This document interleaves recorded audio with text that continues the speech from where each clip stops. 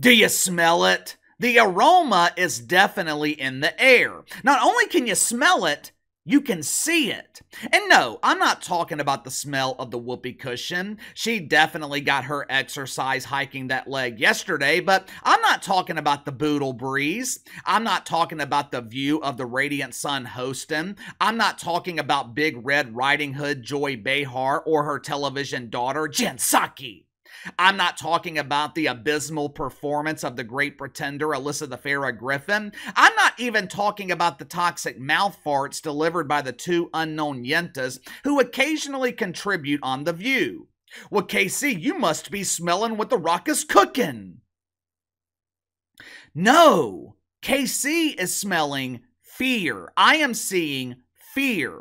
Now, normally, when the ladies on The View are afraid of something, they are worried about a shortage of botulinum. Those pesky shortages and supply chain issues, it prevents pretend Dr. Jill Biden from administering Botox. One of the biggest fears on The View is a gas shortage. The whoopee cushion. She loses sleep at night thinking of the traumatic possibility of gas rationing. Now, on one hand, she knows it would help the environment. She knows it would prevent summer temperatures from rising 1/1000th of a degree. Problem is, if there are limits on the amount of gas that you can buy, the whoopee cushion, she won't have enough gas in her tank to produce her soothing brand of Boodle Breeze. When the tank is empty, doesn't matter how many times you crank the leg, ain't nothing coming out. The fear we saw yesterday morning on The View, it had nothing to do with Botox shortages. It had nothing to do with pretend Dr. Jill being too busy changing Johnny's diapers to properly care for the beauties on The View. The fear we saw on The View, it was 100% related to symptoms caused by stage 4 OMB. Orange Man Bad! If you haven't already, make sure to like and subscribe. You can follow me on Twitter at KC_BTL84.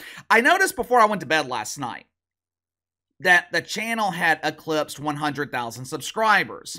This happened almost 3 years to the day that I quit my job to pursue YouTube full time. Now, in keeping with channel tradition, I will take a few minutes to show my appreciation at some point, especially to those of you guys who have been with me for years now. We might do that later this afternoon. If not, we will get to it tomorrow. But first, we have got to get to the yentas. Yesterday morning, there was a very special guest on The View. She has been dominating the news cycle recently with her lies and propaganda. Well, Casey, was it Angel Reese? No. Angel Reese doesn't dominate the news cycle in the WNBA dump. Was it the donut diva Brian Stelter? I said she. I know biologists at Woke U haven't confirmed the gender of the donut diva, but with that bald head and a smile that repulses women, I can say with 100% certainty that Brian Stelter is an aging male fossil. Even though he is slightly younger than I am, the overconsumption of the glazed stick, it has aged Brian Stelter by 1, maybe even 200 years. Hell, he appears to be closer in age to Wolf Blitzer. Woof, woof, woof.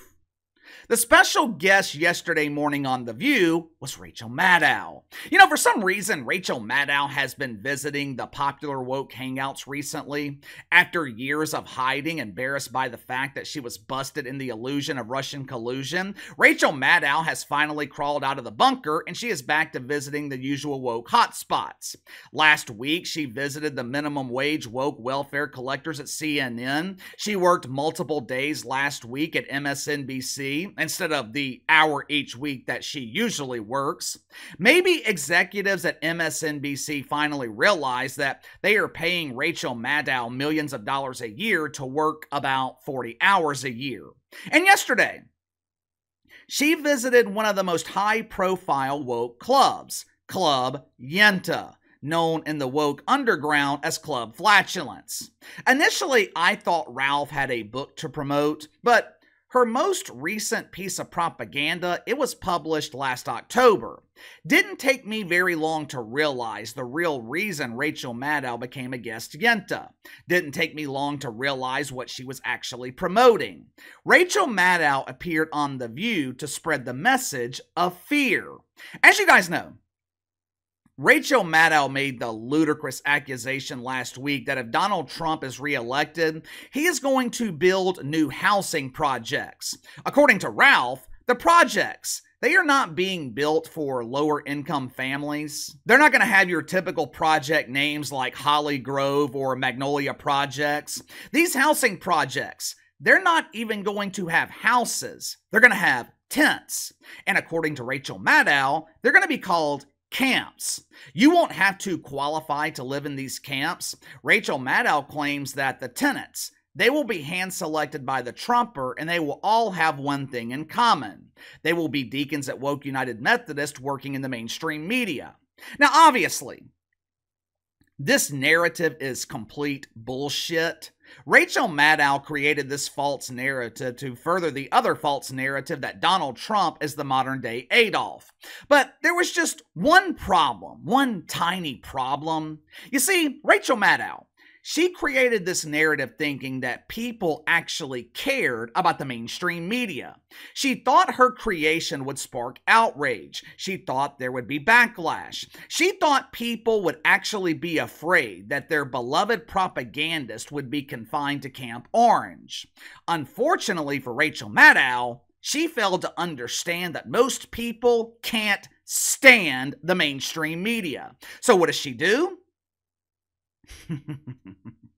Rachel Maddow decides to shift the narrative. Instead of selfishly worrying about herself and her pretend friends in the mainstream media, Rachel Maddow, she is now claiming to be worried about you. Watch for yourself.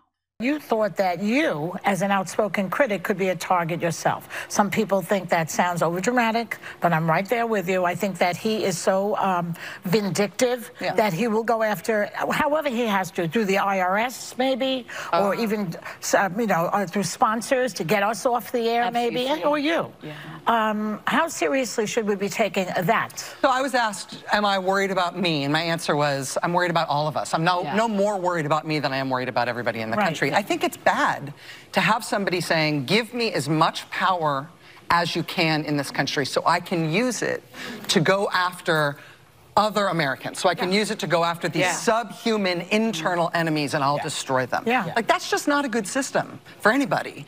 And I don't think anybody's safe. I think that if he decides that he's going to go after you or me or anybody who's well known, we have resources, we'll likely be fine. But I think there's a pattern where he picks out individual people and effectively terrorizes them. All of a sudden, the narrative has changed. Rachel Maddow's no longer worried about her pretend friends in the mainstream media. Big Red, we have resources. Fluctuating cushion, we have money. For years, we have been collecting millions of dollars we didn't have to earn. We can escape this oppression by moving to the Death Star. But the little people, oh, the little people, they don't have the resources to combat the evil Orange Man. Wait a minute. Let me make sure I'm understanding you correctly. 1 week after she claimed that the Trumper would go after the media. 1 week after that false narrative failed to gain traction. Now Rachel Maddow expects me to believe that she's worried about us? I know for a fact the ladies on The View aren't worried about us. They're worried that Donald Trump is going to get elected and cancel the show. Now, unlike the unwarranted fears of Rachel Maddow, I kinda understand why the beauties on The View are concerned. For years now, normal people, we have been begging for this show to be canceled. Now, of course, Donald Trump wouldn't have the power to cancel The View. He's not running to be president of ABC. He's running to be president of the country. Last I checked, the Oval Office, it doesn't have the power to cancel polished turds on television. If it did, CNN, it would have been thrown off the air years ago. Why do you think there is a sudden change in the narrative? Why do you think Rachel Maddow went from being concerned about herself and her pretend friends in the media to pretending to be concerned about you?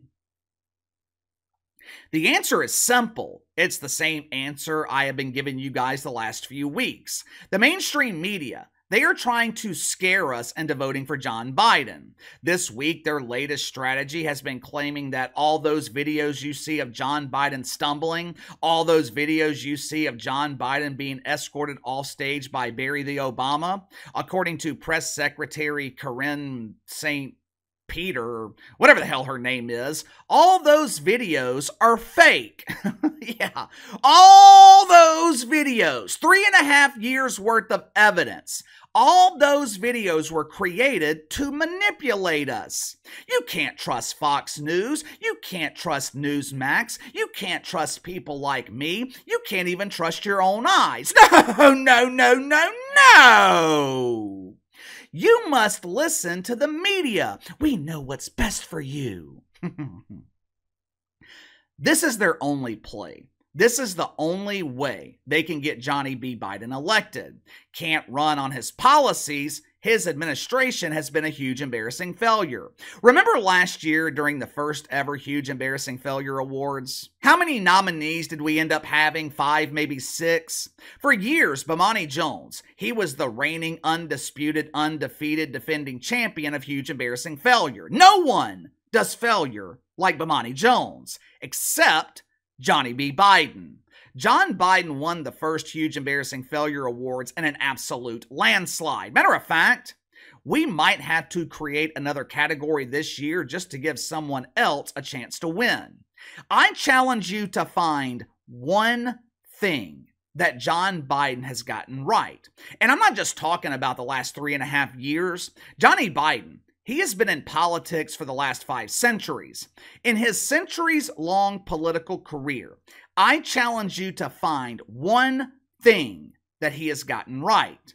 If you're a parishioner of Woke United Methodist and you think I'm biased, then listen to the words of Barack Obama. Years ago, Obama was asked about John Biden. He said, John has this unique ability to fuck everything up. What else needs to be said?